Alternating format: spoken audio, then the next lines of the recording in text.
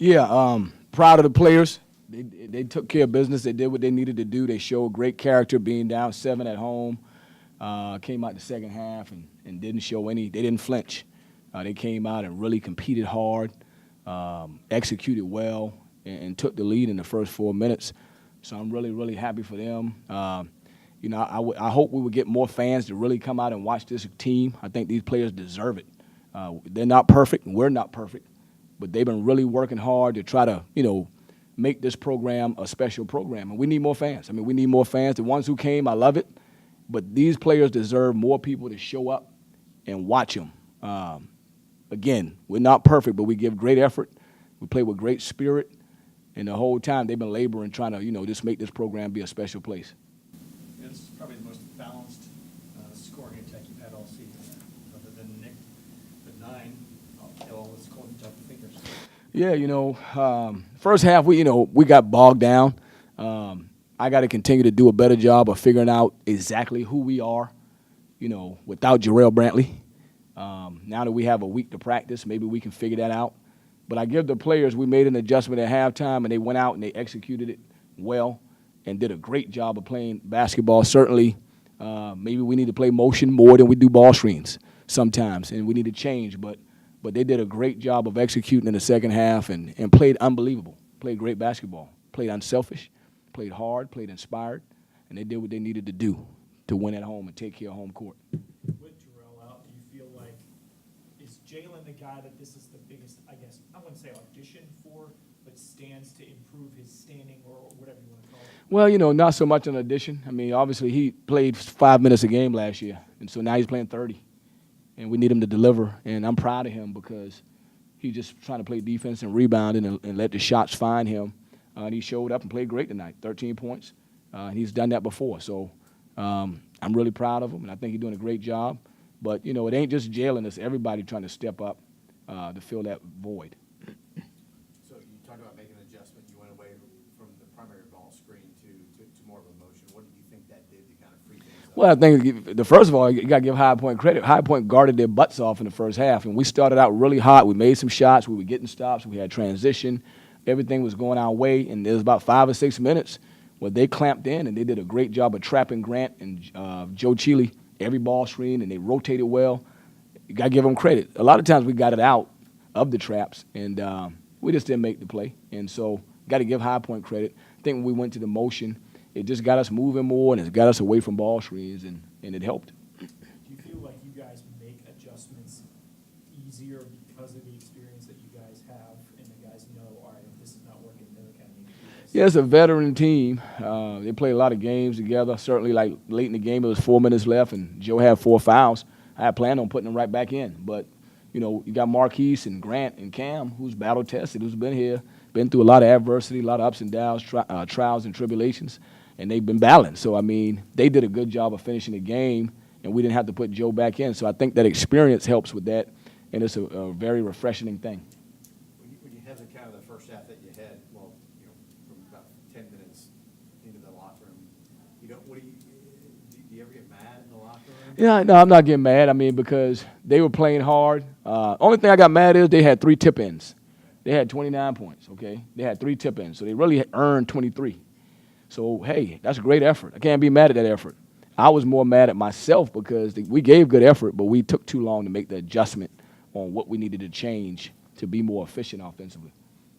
Never was mad at the players. I mean, just. Some coaches go in there and yell. No, I wasn't mad because they had 29 points, and the number 22 made 5 hard contested shots. Yeah. If we contest, we live with it. Yeah. The only thing I was disappointed was they had a couple tip-ins. But other than that, they were on their way to a 22-point half, so I can't be mad at that effort. Again, I was more disappointed that we didn't adjust quicker to change the way we were playing on offense. Has the team, and I know he's coming back, but has the team adjusted to Jarrell like you thought? They've adjusted. I mean, we won 4 in a row, and we won on the road against a good team. We won the home opener. We won the night. I mean, so they've done a great job adjusting. Now, it hadn't been easy. And so next man up, and that's what we've done. And got to give the players a lot of credit because they've done a good job of holding it together, and we won 4 in a row. Now we got a week off, very needed week off. They need to go in the classroom. They need to take some exams And we need to study film and figure out, okay, now we got 3 or 4 practices, how do we become more efficient? I know he's got a little ways to go. How is Gerald doing? Doing great, yeah, doing great. So, if you ask him, he probably think he could have played tonight, but got a few more weeks. A couple more weeks, or are you hoping to get him back before you start conference? Just taking it one day at a time with him, want him to be healthy. Come back in next week or 2 weeks, great. If he come back in 3 or 4 weeks, that's fine too. Want him to be healthy, want him to feel good. His health is more important than him returning. And we're going to keep plugging away and try to find a way to win games right now. They haven't practiced or anything yet? No. I just seemed to find a rhythm in the second half. You really came out kind of firing after in the second half. Yeah, it's a 40-minute game. So we went into halftime. Obviously, we made a few adjustments, but we didn't lose confidence. Just kind of stuck to our game plan, trusted what our coach told us, and just came out and tried to execute. So. Cam, talk about the defense in the second half. I thought you guys really kind of really turned up the defensive pressure. Yeah, we just we stayed in the gaps. We played help. We rotated a little better. We just made adjustments and then stuck to our style of ball. Did it almost happen like too easy for you in the first half? It seems like you got to a pretty good lead there, 9-0, and then kind of relaxed, or what?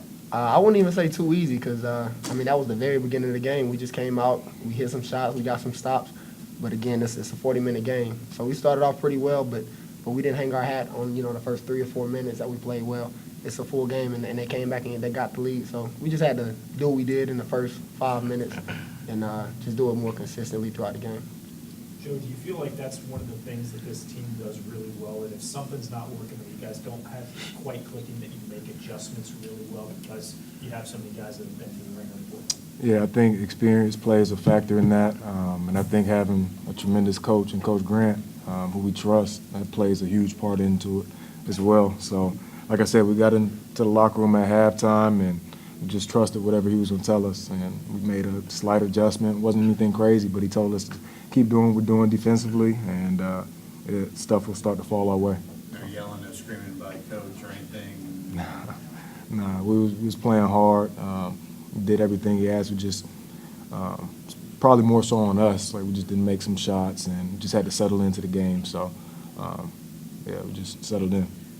Jalen, talk about your night. And got starting to hit some shots. You're trying to find your offensive rhythm. It looks like out there. I was just letting the game come to me. Not trying to do too much. Just let everything flow within the game. But I was feeling good and shoot around. So. So you felt it before? Oh yeah. This might be your night. Yeah. What was the offense? What did the offense do for you differently in the second half? Second half, it was just more spacing, a lot of spacing. We was moving more, so like more of the open shots. They found me. And I just made the right play. Yeah, let's talk a little about. I know it's exam week, and that's a tough weekend and then basically no games until Sunday. So how do you kind of adjust to what you're doing there? Well, I've been through it for 4 years now. This is my 5th year, so I know me and Cam are kind of used to it. But we'll practice a little bit. Coach always calls this pro time. We'll get in the gym a lot. We don't really have a game. We just kind of get a chance to work on our game and just sharpen our craft a little bit. So looking forward to it. And then takes care of the schoolwork, which is most important. So.